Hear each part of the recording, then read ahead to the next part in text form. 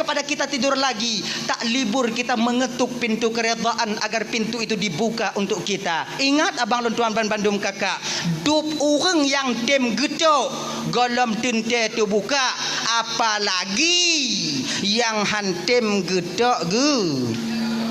Abang saya lagi nyonya lagi mengah bengeh-bengeh kau banyak. Dup orang yang sumayang golom tente mutemu reda Allah, apalagi yang hana sumayang. Empu mah? Kegenyan.